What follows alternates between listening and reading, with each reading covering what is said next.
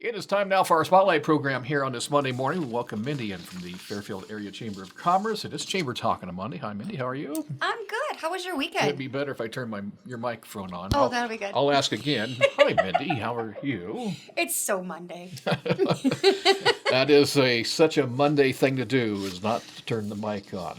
Want to remind you, you can sign up for Chamber Chatter at fairfieldiowa.com. Email the chamber at fairfieldiowa.com. The leprechauns are getting you. It's not leprechauns, it's just straight out gremlins.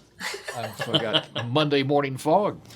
Chamber at fairfieldiowa.com is the email address. Sign up and you'll get that newsletter in your email box every Monday morning about 8 o'clock, or you can always log on to fairfieldiowa.com, check out the calendar of events. So, on the calendar in the near future, a week from this coming Friday is what is one of the two most popular chamber events of the year, the Business After Hour events of the year.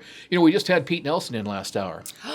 And, of course, last year at his Business After Hours, celebrating his 50th anniversary of Nelson Company, which was super cool out there at the Nelson Company.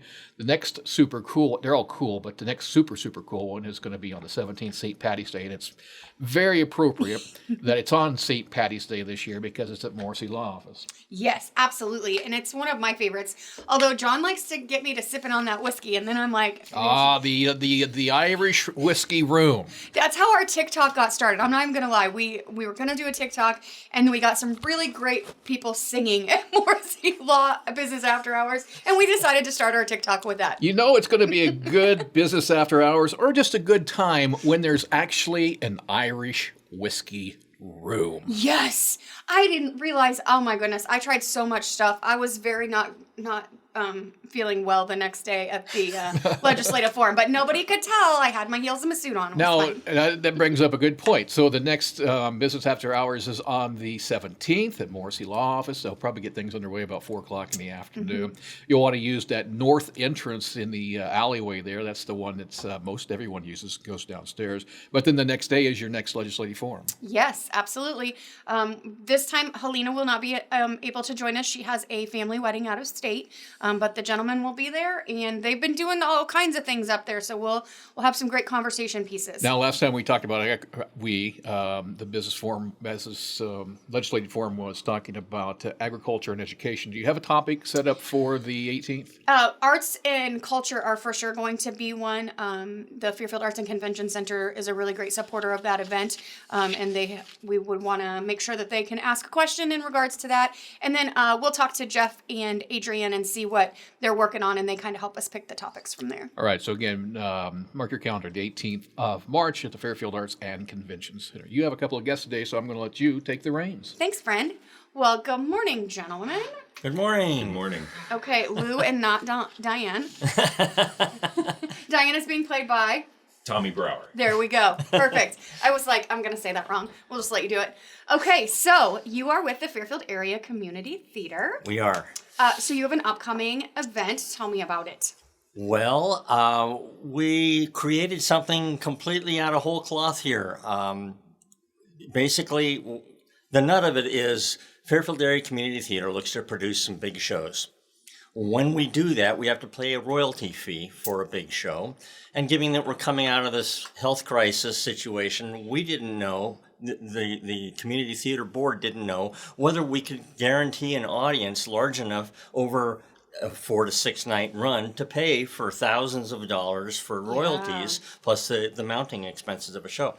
So we're kind of struggling, trying to figure out how can we put up a show that would be interesting for people that wouldn't cost us a lot of money to do.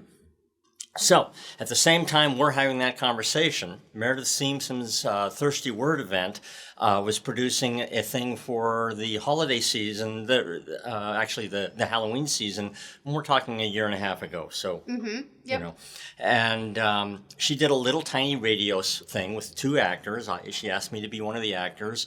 We got John Grunwald to do some sound effects. We did it out at Petra Park, and it sounded great. We listened to a recording of it, and it sounded like a radio show, the way it should have. Oh, you wonderful. know? Yeah. So based on that, David Patterson went up to Meredith and said, let's do a few more of these things. So she produced for that holiday season part of the Lord's Cupboard fundraiser that's done with the community sing-along. We did a series of, again, short radio plays together, I think 4 or 5 little pieces. And again, the recording sounded good. It sounded radio worthy. Again, this time we had live sound effects on stage, and it sounded great. Again, I was one of the actors involved. So we're having this conversation with the F.A.C.T board about how to do a show.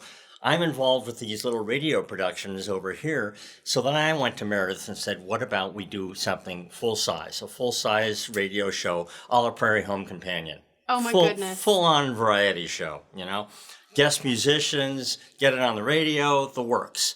And she said, nope, don't want to do it. And I said, well, how come? She says, well, I really don't want to produce something that big. And without missing a beat, I said, let's take it to F.A.C.T.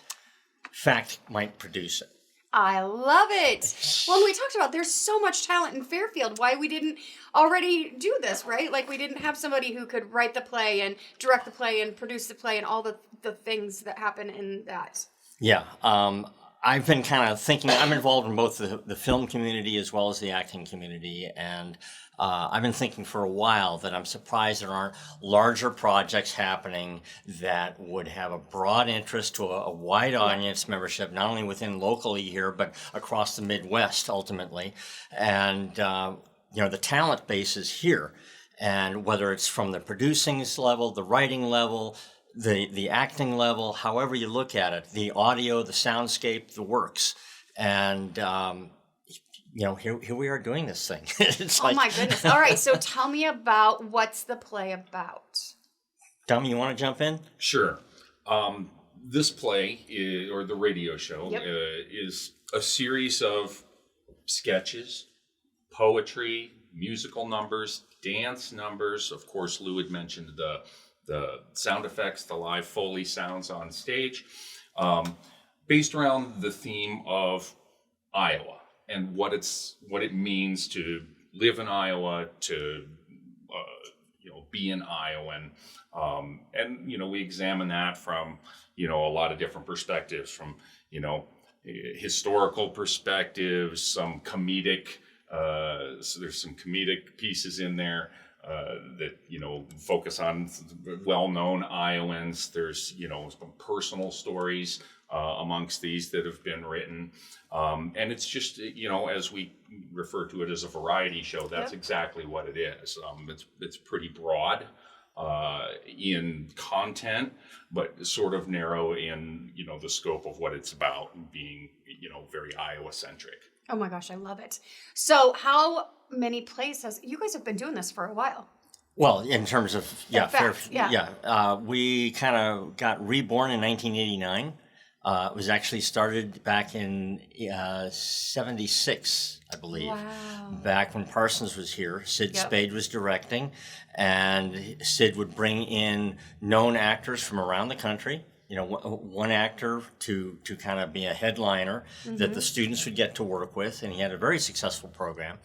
A number of people in the community said, hey, let's do something with Sid. So there's this collaboration between Sid Spade and the university and a lot of townspeople, and that was when Fairfield Area Community Theater was born. Well, of course, when Parsons closed up shop, that kind of put the community theater in a box, kind of left them without a direction and a stage to work on. So it kind of went, dormant, basically. Fast forward to 89, when Fairfield was doing the Sesquicentennial play, and we did Music Man out at the fairgrounds. Yes. It was just another great collaboration where a bunch of community people got together. Let's do a show as part of this event that Fairfield was celebrating. And put on Music Man, and then afterwards we had so much fun, a bunch of us got together and said, hey, let's create a community theater. And somebody in the back of the room, I think it was probably Nan Cameron, he kind of said, oh, we got this theater company over here. It's in this file drawer over here. Let's dust it off and bring it out. And that was F.A.C.T. There were bank accounts with a little bit of money in it and a little bit of name recognition already there. So we just kind of moved into that space, and we've been going strong ever since. Oh, I love it. All right, so when and where can I see this amazing presentation? The shows are March 16th, 17th, 18th, and 19th. That's is it next Next week. Yeah. Yeah, Coming right up. next Thursday through Sunday.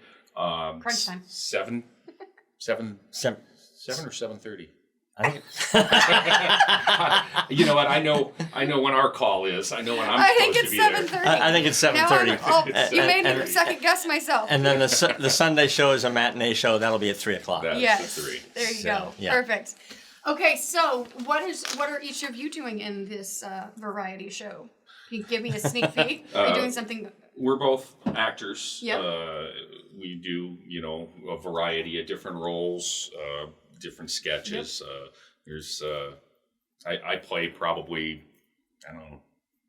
10 parts. Wow. Over the course of these sketches. Yep. And some of them are, 1 or 2 lines. Other ones are bigger. Same with Lou and the rest of our cast. I think we have, 5 men and 4 women in the cast. I think that's right. Plus the Foley artist, which would be John Grunwald. Yep. And then all 5, we had a group of 5 writers writing this, and 3 of us are on the board of F.A.C.T, and all 5 of us are also part of the cast, so we're all involved. But the interesting thing is, once you create something like this and give it over to direction, you may not be involved at all in a piece you wrote. Yeah. And you let go of creative control of it. You're giving it over to a director, and the director may well say, no, I want to do it this way, or let's take that line out. So in the end, that collaborative effort makes the show even better. That's the fun part about this whole thing. You think you've written something and you hang on to it, and you don't want other people involved because they're going to mess it up, right? But if you're willing to let it go, then you find out that, oh my gosh, this community effort going into it creates something even better than what you could have imagined. And that's what's been going on with this whole thing. So I was one of the writers, fortunate enough to be in that group, but now I'm one of the people just involved in the thing. When we first did the casting, I almost got cast out of the show. Oh, no. It was pretty funny. We looked back and it was just like, well, what's Lou involved in? Not here, not here, not here. In the end, it worked out, though. I'm quite involved with the production. I don't want to give too much away, but I do have the distinct honor of playing Lou in one sketch that he wrote based on some of his own experience. So that's going to be fun. Oh my goodness, that's wonderful. Are you going to borrow his clothes? I don't think that'll be a very good fit. Not if he wants them back. And that speaks to the nature of a lot of the stories. A lot of them are based on our own personal events that have happened within our lives that are very Iowan stories. Yeah. And that we just kind of wrote those stories down. Changed the name to protect the guilty, and That's wonderful. So. Yeah. So you only do one performance a year, right? Is it annual? Isn't that how? Actually, we usually do 2 shows a year. There you go. And of course, this is going before the health crisis, but after that, we're still trying to get our legs underneath us. But Absolutely. traditionally, we did a large musical during the summer, and we tried to do large, meaning that we try to involve as much of the community as possible. Yep. Get the kids out there, get a big chorus numbers, dance numbers, so that the community can really be involved in theater. It is community theater. And then during the winter months, we typically do a smaller thing in a smaller venue that's typically a dinner theater if we can work that out. Oh, wow. Or dessert theater type of That's thing. wonderful. Yeah. So. Having been sort of on the shelf because of the health crisis over the past few years, getting back into it has, been a lot of fun, and it kind of allows us to reboot and sort of reimagine what F.A.C.T is. We have a lot of fresh new faces on the board. So this show that we have coming up is a good example of, sort of a fresh outlook and perspective, and us breathing new life into F.A.C.T. And we look forward after this show to doing whatever comes next. Yep. That's wonderful. I love it. All right, so if it's the 16th, 17th, 18th, and 19th. The 19th is Sunday. It's a matinee. That's right. The other That's nights, we believe it's 7:30. Check the poster.